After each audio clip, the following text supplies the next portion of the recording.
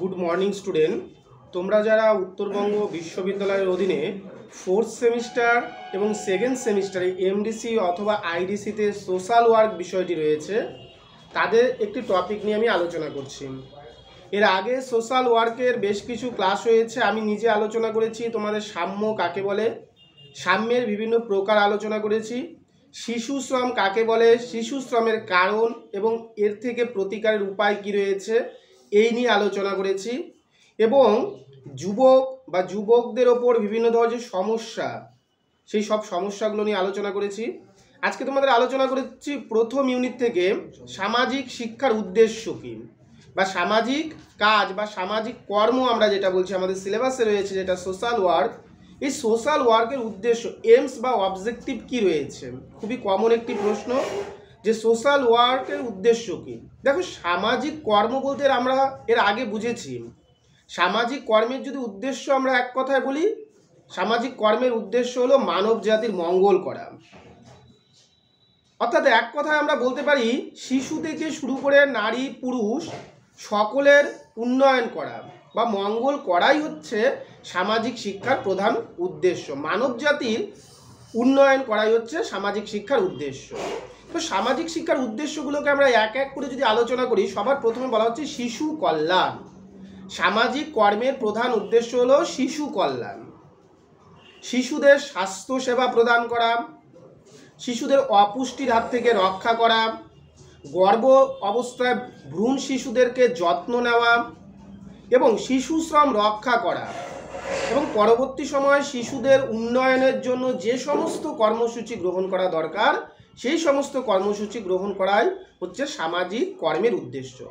অর্থাৎ আমরা বলতে পারি প্রথম 1 নম্বর পয়েন্টে শিশুদের উন্নয়ন করা বা শিশুদের স্বাস্থ্য রক্ষা করা হচ্ছে সামাজিক কর্মের প্রধান একটি উদ্দেশ্য। 2 নম্বর সামাজিক শিক্ষার উদ্দেশ্য হচ্ছে নারী জাতির কল্যাণ করা। নারী জাতির কল্যাণ, আমরা জানি যে আমাদের সমাজে সাম্য প্রতিষ্ঠা করতে হলে নারীদের সমান অধিকার প্রতিষ্ঠা করা একান্ত প্রয়োজন। নারীরা যে শিক্ষার দিক থেকে পিছিয়ে রয়েছে, তাদের মধ্যে যে একাধিক কুসংস্কার, তাদের উপর যে পুরুষতান্ত্রিক সমাজের প্রভাব, এই সকল বিষয় থেকে নারীদেরকে বের করে নিয়ে আসা হচ্ছে সামাজিক শিক্ষার উদ্দেশ্য। অর্থাৎ নারীদেরকে যৌন হয়রানি থেকে শুরু করে অর্থনৈতিক হয়রানি থেকে শুরু করে সমস্ত হয়রানি থেকেও রক্ষা করা হচ্ছে সামাজিক শিক্ষার উদ্দেশ্য। তাদেরকে শিক্ষার আলোয় নিয়ে আসা, তাদেরকে কর্মের অধিকার সেটি প্রতিষ্ঠা করা, অর্থাৎ তাদের যে সুযোগ সুবিধা, সাম্য সমান অধিকার পুরুষদের রয়েছে, সমান রয়েছে, সেটি তাদের যে প্রদান করা, সেটা হচ্ছে সামাজিক শিক্ষার একটি উদ্দেশ্য আমরা বলতে পারি। তাহলে আমরা দুটা উদ্দেশ্য বললাম, একটা হচ্ছে শিশু জাতির কল্যাণ করা, 2 নম্বর হচ্ছে একটি নারী জাতির কল্যাণ করা। এরই পাশাপাশি সামাজিক শিক্ষার আর কি উদ্দেশ্য? দরিদ্র দূর করা। সামাজিক কর্মের মধ্য থেকে দরিদ্র দূর করা হয়। সে সরকার হতে পারে, বেসরকারি সংস্থা হতে পারে, বিভিন্ন এনজিও হতে পারে, বিভিন্ন ধরনের সামাজিক কর্মের মধ্য থেকে তারা দরিদ্র দূর করার একটা প্রচেষ্টা করে।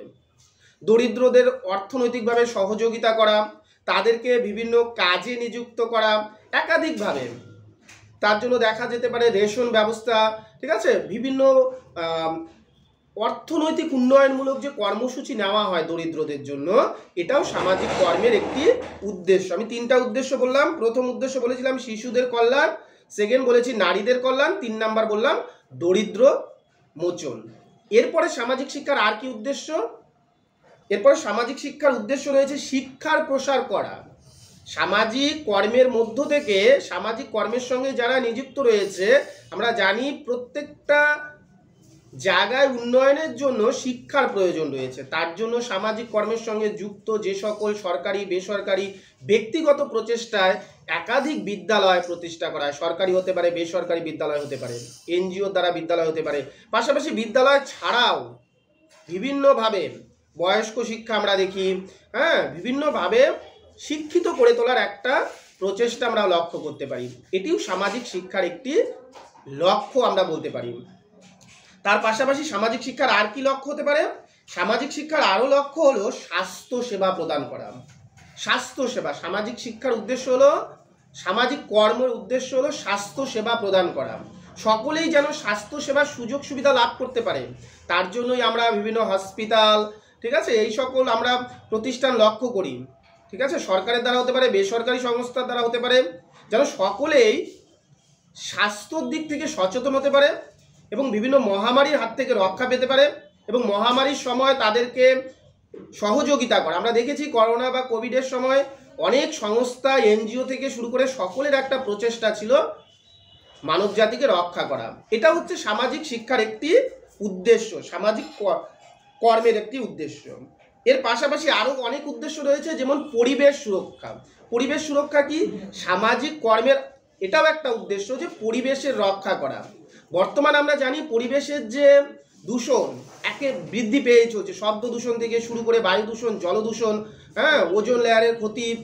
আমরা যদি দূষণের মাত্রা বলি, যার ফলে মানুষের মধ্যে বিভিন্ন ধরনের রোগ, ক্যান্সার থেকে শুরু করে উচ্চ রক্তচাপ।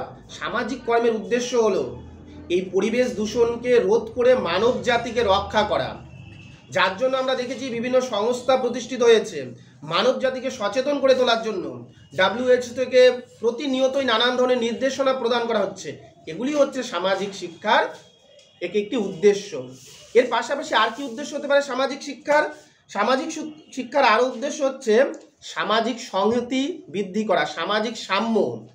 মানুষের যে সমান অধিকার রয়েছে জাতি, ধর্ম, বর্ণ নির্বিশেষে, সেই সমান অধিকার প্রতিষ্ঠা করাও সামাজিক কর্মের একটি উদ্দেশ্য। মানুষকে বোঝানো, আইনের চোখে সকলের সমান অধিকার, এগুলো সামাজিক শিক্ষার বা যা সামাজিক কর্মের উদ্দেশ্য।